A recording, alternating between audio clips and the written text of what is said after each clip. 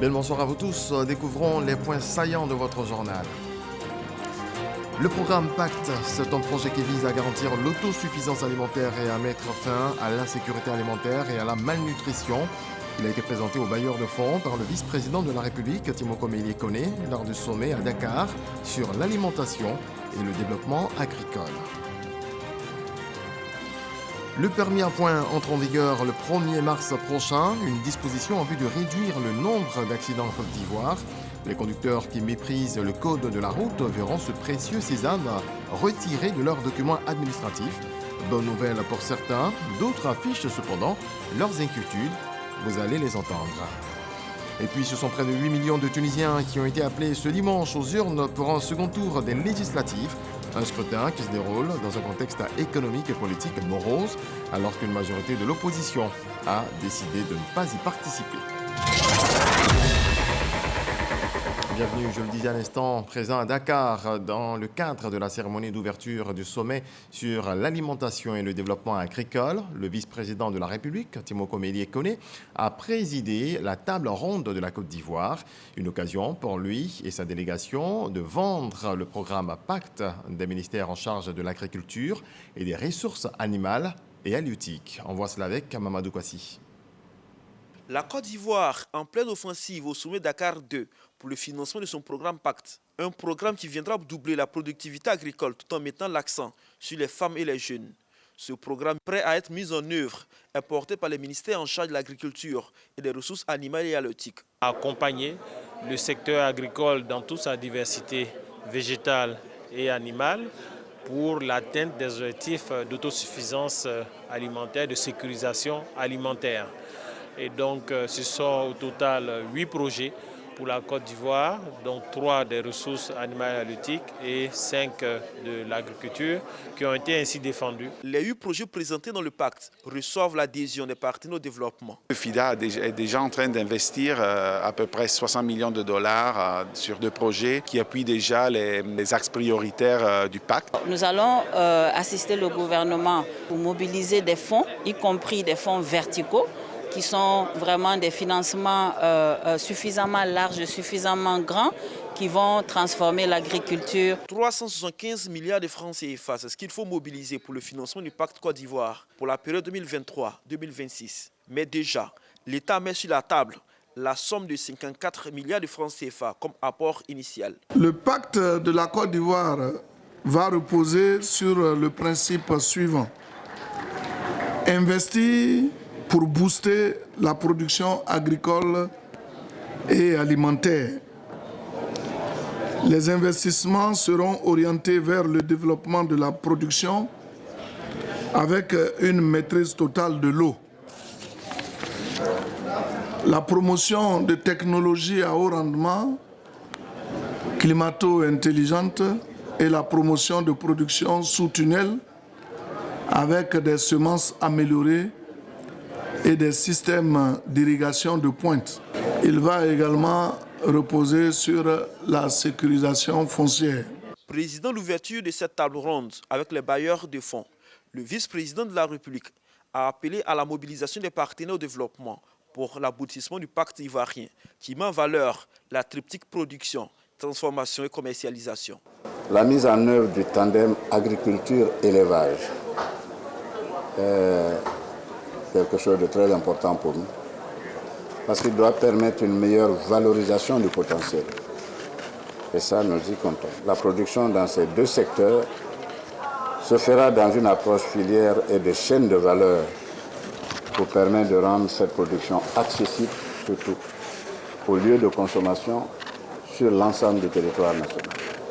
Ce pacte offre d'importantes opportunités d'investissement privé dans les chaînes de valeur prioritaires, notamment l'agriculture, l'élevage, la pêche et l'aquaculture. À cet effet, d'importantes réformes ont été mises en œuvre pour accroître les investissements dans la production alimentaire. Il s'agit en particulier de renforcer la sécurisation foncière qui conditionne notamment un accès élargi au financement bancaire. Je voudrais vous inviter les partenaires techniques et financiers ainsi que les investisseurs privés à s'inscrire à travers ce pacte dans un partenariat gagnant-gagnant avec l'État de Côte d'Ivoire pour assurer la souveraineté alimentaire et nutritionnelle de notre pays. La BAD, en lien avec plusieurs partenaires de développement, s'engage à financer le projet de souveraineté alimentaire à travers les pactes des pays africains. Mais déjà, il faut arriver à convaincre avec des projets porteurs. Au ministère du Plan et du Développement, les projets et programmes mis en place l'an dernier sont une réussite. D'autres sont sur de bons rails. La ministre Niane Kaba a fait le bilan de ses activités face à son personnel et les partenaires au développement, non sans faire des projections. Frédéric Oulaye, Godefroy Okamawa. La Côte d'Ivoire a enregistré un taux de croissance remarquable au cours de ces dernières années. Ces performances économiques sont dues à la mise en œuvre du Plan national de développement PND 2021-2025. Je voudrais particulièrement me réjouir de la bonne réalisation du 5e recensement général de la population et de l'habitat RGPH 2021, dont les résultats globaux définitifs sont disponibles, et de la réussite du groupe consultatif pour le financement du Plan national de développement 2021-2025. Niane Kaba s'engage à renforcer les acquis de l'année précédente. Mais pour 2023, elle décline les chantiers autour des axes majeurs, notamment le recensement des entreprises, la réalisation d'infrastructures, construction de complexes éducatifs, des établissements sanitaires et le reprofilage des pistes. Les vastes chantiers de transformation et de modernisation de notre pays, d'une Côte d'Ivoire rassemblée, solidaire, doivent se poursuivre et même s'intensifier au cours de cette année 2023. C'est pourquoi les acquis importants qui ont été obtenus par notre département ministériel sur la période 2020-2022 doivent être consolidés au cours de cette nouvelle année. Les chantiers majeurs de notre département ministériel pour l'année 2023 porteront sur la poursuite de la mise en œuvre du Plan national de développement 2021-2025 à travers l'opérationnalisation du dispositif institutionnel et organisationnel de suivi, la réalisation de différents projets d'infrastructure. La ministre du Plan et du Développement a invité les partenaires à renforcer leur stratégie et solidarité en faveur de la Côte d'Ivoire. Et en Côte d'Ivoire, justement, le permis à points entre en vigueur le 1er mars prochain. C'est une nouvelle loi qui vient renforcer toutes les dispositions prises pour réduire le nombre d'accidents dans notre pays. Nos reporters ont promené leur micro à Abidjan et à Mans. Vous allez le voir, certains saluent l'avènement de ce permis, d'autres affichent leurs inquiétudes. Sephora Zegui nous en parle. Le système du permis de conduire à points rentre effectivement en vigueur à partir du 1er mars 2023. La nouvelle s'est répandue comme une traînée de poudre dans le pays. Le permis de conduire fera l'objet de toutes les attentions à compter du 1er mars 2023. Conducteurs d'engins à 2, 4, 6, 8 et 10 roues, entre autres, tous sont concernés par cette mesure. Barohan est conducteur de taxi banalisé depuis 3 mois. Il a appris la nouvelle au journal télévisé de la RTI. Moi, je propose que si tu as fait une infraction, que l'infraction que tu as faite n'est pas aussi grave que ça. L'agent en face de toi peut te dire que non, ce que tu as fait prochainement, il ne faudrait pas que tu fasses. Mais si c'est grave, là, on peut t'enlever des points. Il sera alloué à chaque permis de conduire un capital de 12 points qui feront l'objet de diminution en cas d'infraction commise par son détenteur. Le permis de conduire perd sa validité et doit être retiré à son détenteur lorsque le total des 12 points alloués est épuisé. Je trouve ça salutaire. C'est un acte vraiment qui était mûrement réfléchi. Parce qu'aujourd'hui, l'accident, vraiment, l'incivisme au milieu du transport est trop. Au sein de la classe des transporteurs, les plus réfractaires à cette ordonnance, les conducteurs de minibus. Qui a proposé cette loi? C'est le gouvernement, le ministère des Transports. Le ministère des Transports. Ah, mais là, il n'a pas science pour nous. Ah, maman, au fait, là, déjà, ça ne nous arrange pas. À côté des transporteurs, les particuliers, ils accueillent le démarrage effectif du permis à points avec beaucoup d'enthousiasme. Je suis heureuse que le permis à points soit en vigueur au Côte d'Ivoire. Ça va permettre beaucoup de discipline au niveau des usagers de la route. Victimes au quotidien de la mauvaise conduite des transporteurs, les populations sont les plus heureuses. Elles ont hâte de voir les premiers cas de verbalisés. C'est quelque part une bonne nouvelle parce que certains chauffeurs, ils enfreignent au cours de la route. Pour eux, il suffit juste d'avoir du temps pour faire recette, sans toutefois se préoccuper de ceux qui sont avec eux dans les véhicules. Donc chaque fois que quelqu'un va commettre une infraction, c'est bien de lui retirer un point. Cette disposition est valable sur tout le territoire national. Dans la ville des 18 montagnes, Mans, elle vient mettre de l'ordre dans le secteur des transports. Je vois que c'est un bon travail parce que ça fait que des accidents bêtes, ça peut nous diminuer ça. Ça va nous permettre à nos chauffeurs de pouvoir mieux rouler, de pouvoir faire attention, de pouvoir plus respecter le code de la route. Interrogé sur la question, Amadou Koné, le ministre des Transports, demande de la patience aux usagers. Tous les détails seront communiqués dans quelques jours, mais le plus important, c'est le respect des règles en vigueur. La meilleure façon de ne pas perdre des points, c'est de respecter le code de la route. Le code de la route, je rappelle que c'est une loi, et que dans une loi, il faut pas trier, il faut respecter la loi. S'il arrivait que vous prêtiez votre véhicule à une tierce personne, c'est à vous que sont retranchés les points en cas d'infraction. En revanche, vous avez la possibilité de faire un recours avec la personne concernée auprès des autorités compétentes. Nous tous là, on a des chauffeurs. Tous on prête nos véhicules. Mais si vous rentrez dans ça, jamais vous allez enlever des points parce que tout le monde prête sa voiture. Moi, je considère qu'il y a quelqu'un qui est responsable du véhicule et que cette personne-là doit prendre des dispositions pour de se retrouver dans des processus de recours en un point fini. Vous allez prendre beaucoup de temps à vous retrouver devant un juge pour justifier que ce n'était pas vous. Selon une source au sein du ministère des Transports, le téléphone et l'alcool au volant pourraient vous coûter le plus de points que les autres infractions. Le gouvernement ivoirien, à l'issue d'un conseil des ministres extraordinaire le vendredi 18 octobre 2013, a interdit l'usage du téléphone portable, de même que le kit main libre au volant. Tout le monde sait que le téléphone au volant en Côte d'Ivoire est interdit. Mais pourquoi vous voulez vous entêter à téléphoner au volant? Dans le cadre de la vidéo-verbalisation, parce que c'est de ça qu'il s'agit. Évidemment, il y a un texte qui existe depuis 10 ans, qui est le décret de 2013. Et je voudrais vraiment vous rappeler que ce décret aussi est très précis. Le décret porte sur 2 choses. C'est être en situation de conduite avec le téléphone ou être en situation de conduire avec tout autre instruments de communication. Les personnes qui perdent des points sur les 12 pourront les récupérer à la seule condition de ne pas faire d'infraction sur une période définie par le décret numéro 2022-631 du 3 août 2022.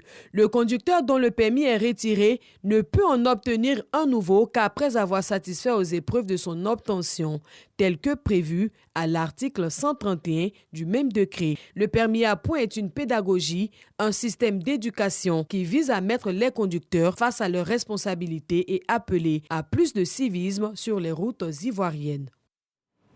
Le permis à points, le sujet du magazine du dimanche à 13h. Hamza Diaby a reçu Étienne Kouakou, le directeur de la coordination des transports terrestres et des relations extérieures. Extrait choisi. Les infractions qui sont détectées par les équipements de vidéoverbalisation que nous avons sur nos différentes routes, qui sont prises en compte. Donc lorsque l'infraction est détectée, c'est transmis à notre centre de traitement, où se trouvent des techniciens, mais aussi des agents de la police, dont des officiers de police judiciaire, qui sont habilités à émettre donc des verbalisations dans ce domaine. Et une fois que le dossier, l'image ou la vidéo est analysée et que la faute est avérée, il y a une notification qui est faite au conducteur pour lui dire que vous avez commis une infraction à tel endroit, à telle heure, et que cette infraction vous coûte 2 points ou 3 points.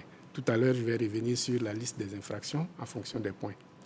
Et donc, à partir de là, vous avez la possibilité de faire un recours si vous ne vous reconnaissez pas dans cette infraction. Vous avez 7 jours pour faire le recours.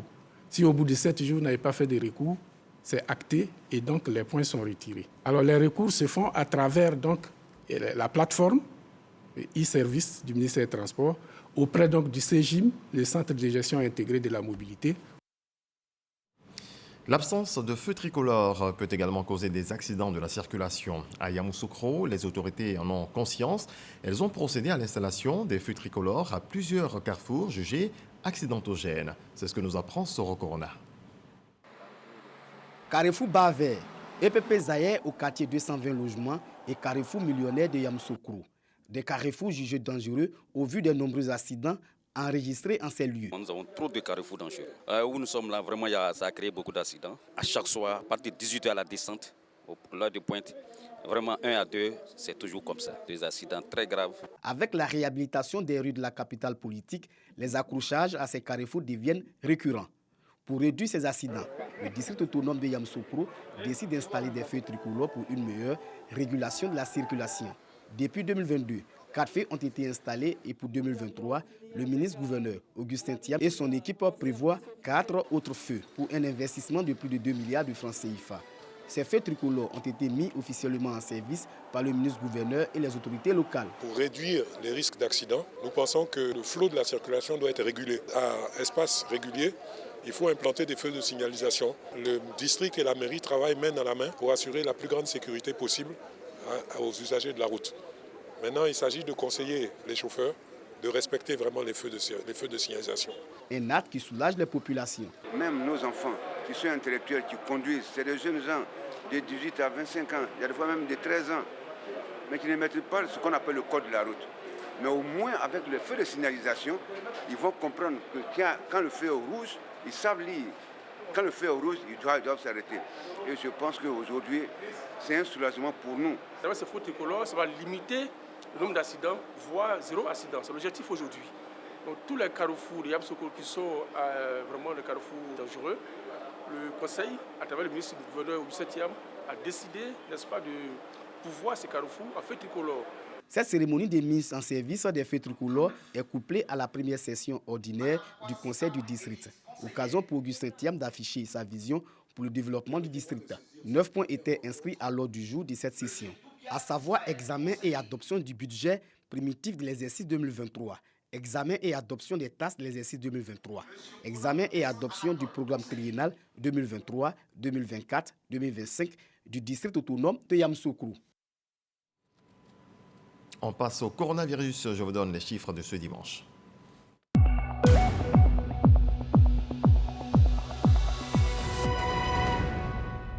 Le ministère de la Santé, de l'Hygiène publique et de la couverture maladie universelle a enregistré ce dimanche 29 janvier 2023 7 nouveaux cas de Covid-19, 1 guéri et 0 décès. À la date du 29 janvier 2023, la Côte d'Ivoire compte donc 87 981 cas confirmés, dont 87 136 personnes guéries, 833 décès et 14 cas actifs. Le 28 janvier 2023, 8 421 doses de vaccins ont été administrées. Dans le domaine sportif, 92 acteurs ont été décorés dans l'ordre du mérite sportif dans les catégories de commandeurs, officiers et chevaliers. C'était au Palais des Sports de Treichville lors de la rentrée sportive. Arsène Kouassi et Jean Silver. La rotonde du Palais des Sports de Treichville a connu une ambiance de grand jour à l'occasion de la rentrée fédérale 2023, couplée à la journée du mérite sportif.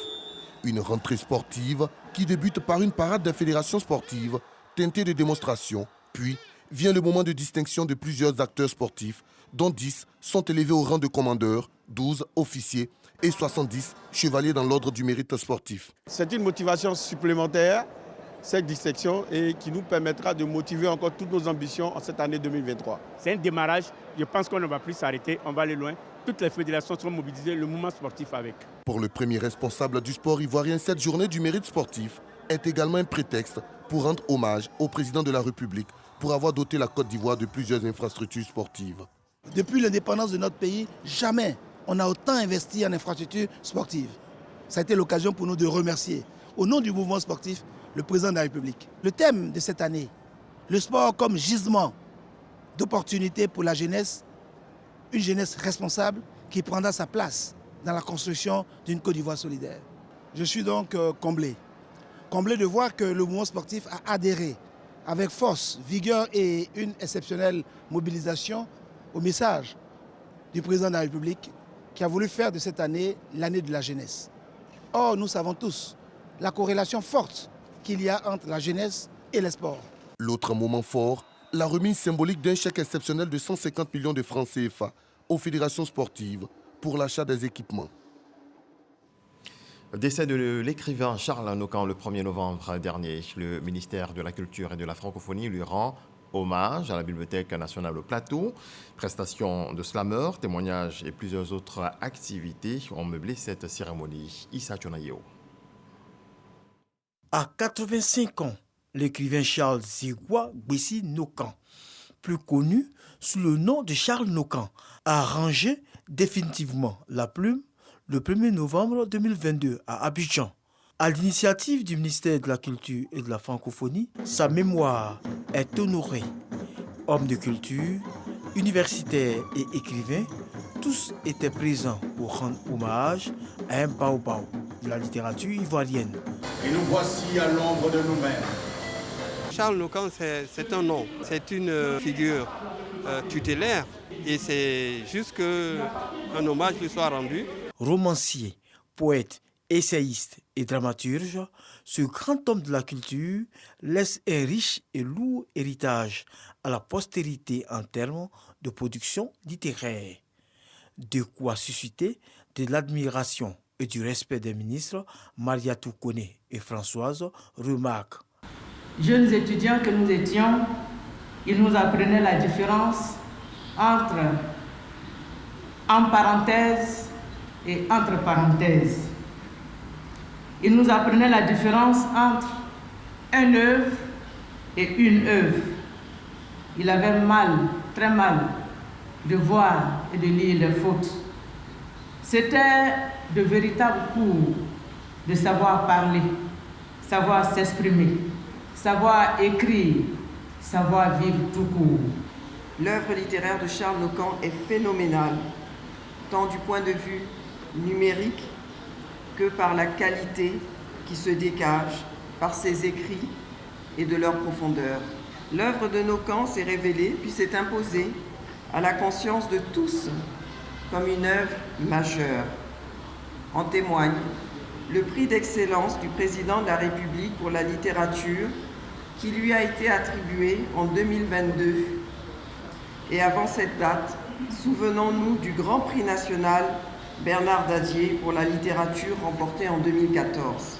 Auteur de plusieurs œuvres dont Violent était le vent, Charles Nocan était membre de la prestigieuse Académie des sciences, des arts, des cultures et des diasporas africaines, ASCAD. Il sera inhumé le samedi 4 février 2023 à Yamoussoukro. Avec Issa Chonayeo qui nous apprend que les lampions se sont sur la 12e édition du Festica, Festival culturel et des arts d'Abobo. Initié par l'animateur-producteur Kunta Mader, ce festival a mis un accent particulier sur l'immigration clandestine. Regardons. Abobo, complexe sportif. Pendant 4 jours, plus de 20 000 spectateurs vibrent avec de nombreux artistes dont Baby Philippe, Yabongo Lova. Nous sommes à la clôture de la 12e édition du Festica, Festival culturel et des arts d'Abobo.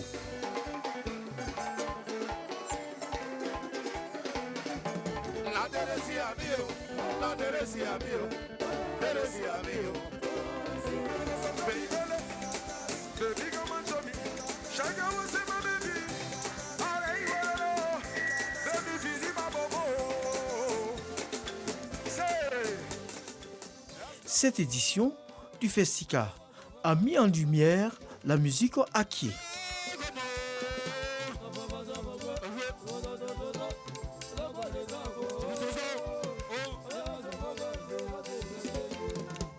Une musique, selon le commissaire du festival, qui a beaucoup contribué à l'évolution de la culture ivoirienne. Le Festica a donc permis aux populations d'Abobo de passer de bons moments en fin d'année.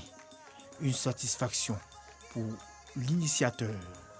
Population d'Abobo, j'ai choisi dans le dictionnaire un seul mot pour vous. Merci. Je demande que vous applaudissiez bien fort. Merci. Merci à la reine de cette édition. Maman Nadia Camara, merci maman. Et merci à la ministre de la Culture et de la Francophonie, Françoise Reman. Merci à tous les partenaires. Que Dieu bénisse la Côte d'Ivoire. Punta Madère, le commissaire du Festica a utilisé la thématique de l'immigration clandestine afin de mieux sensibiliser les jeunes sur ce fléau qui endeuille de nombreuses familles chaque année. On en vient à ce rendez-vous habituel, le 7 sur 7, le tour du monde de l'actualité en 7 points avec Laure Goretti et Franck Aquadio.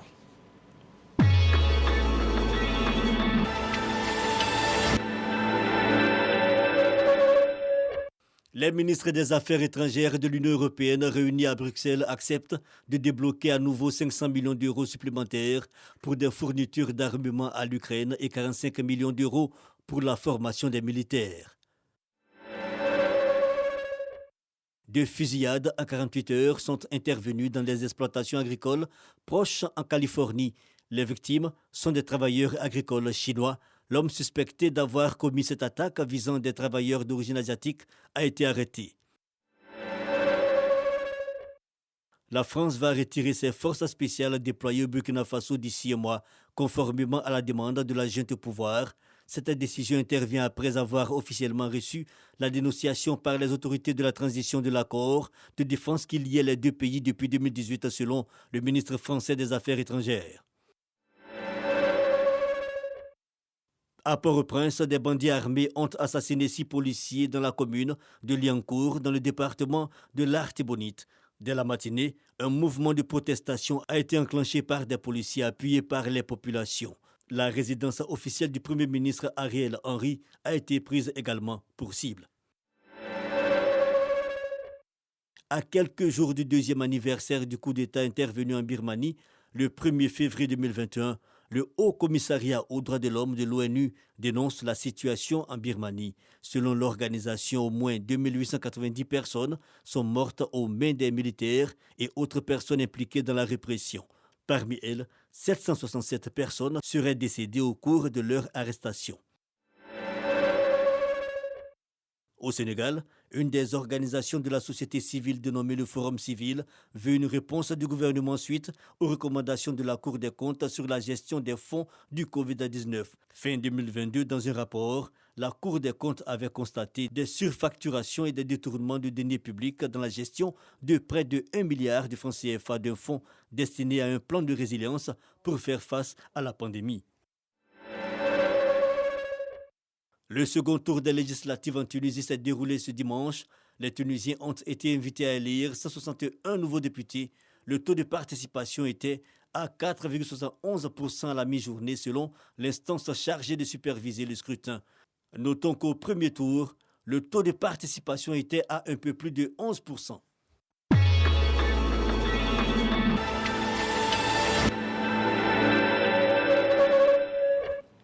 Point final, je vous revois demain dès 6h30. Dieu nous garde.